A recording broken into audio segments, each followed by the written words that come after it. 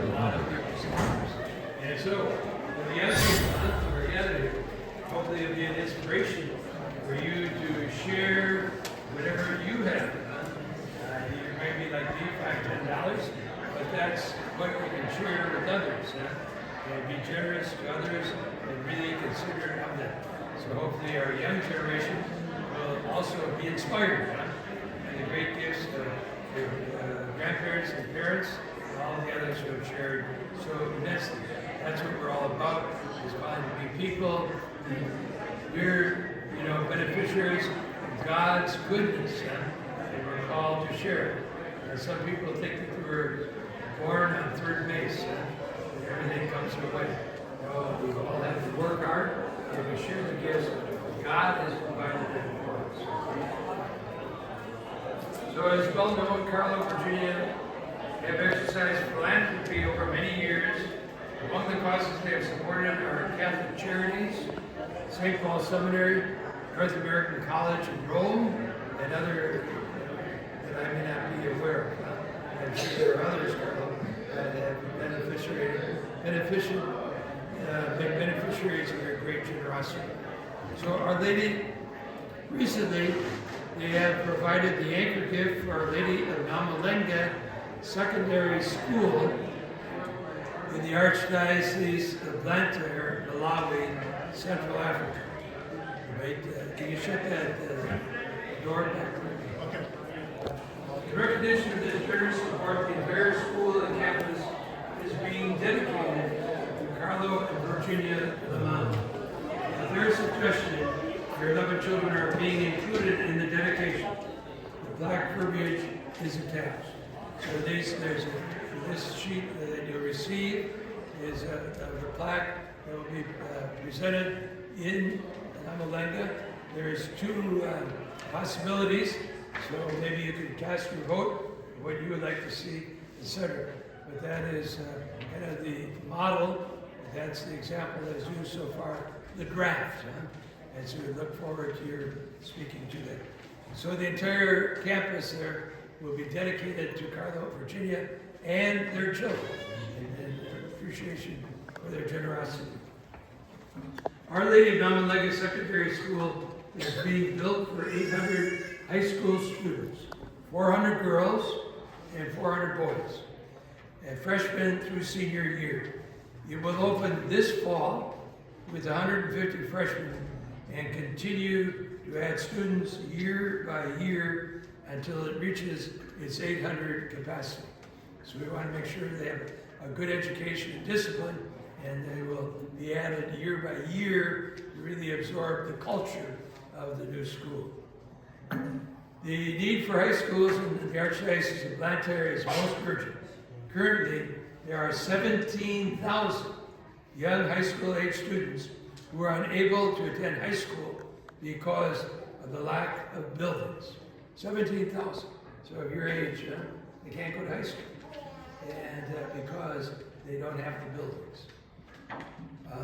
And Malawi is the third poorest country in the world. And that's why they need it. It's landlocked, it has no natural resources. They're called the warm heart of Africa. They're wonderful, wonderful people, have a tremendous heart, but they do not have any of the indigenous values that others might have. Archbishop Thomas Masusa will be visiting Illinois and Minnesota in July next month. He will be in St. Paul, Minneapolis from July 14th and 17th. He intends to visit Carlo during that period and will extend an invitation to all of you, to his family, to join Carlo at that event, and hopefully we might be able to have a Mass with the Archbishop. St. Paul will provide specific information in the days to come. So Paul is our great man of information, so you check with him and he'll know the school. Also, all are invited to participate in a trip to Malawi when the new school will be dedicated on October 25th of this year. And so attached are the invitation to that dedication in Malawi, Our Lady of Namalenga, and also kind of some details. Because if you want to go, you have to make up your mind, in the next month or so. because it's something we really need to plan for. So the dedication event will be filled with great excitement and joy for the future students whose education will be life-changing for them.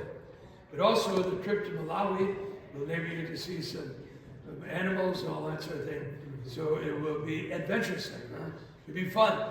And beyond that, you might not have an opportunity to go to Africa in your future. So this is one time to go and be with your family and see some things. So you'll be there, you're invited to stay there for the whole 10 days, or according to your schedule, But we hope you'll be there surely for the dedication on October 23rd. But the Archdiocese of Blantyre is extending a 10-day invitation to you. They will provide a great program during that time for you to see a lot of different things and really invest in the culture itself, to see the real people, not just kind of a thoroughfare and see some highlights, some animals, but the real people and our culture themselves. So this is the invitation in the yellow sheet.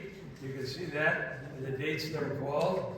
Then this is the itinerary for the 10 days. Now you don't have to stay the whole 10 days, but when you're there, that they have this organized. They will have a hotel. They will have all the meals, all that sort of thing taken care of. So once you get to Malawi, you'll be able to have a time, a good time, and perhaps a once-in-a-lifetime experience. You might not be able to get to Malawi very soon. And finally, the travel to Malawi, Africa. All of these are orange sheets, and they have looked up departures, etc., from different places: New York, Twin Cities, Los Angeles, and Chicago. So, and it gives you kind of a little bit of a timesheet, so you can see how it is, and the cost of the round trip based on the numbers that they have today. So it could change one way, hopefully not materially, but at least that you'll have that information for sake of planning. Can I go or can I go? So the most expensive part will be the air flights. They are different. There's kind of a range there.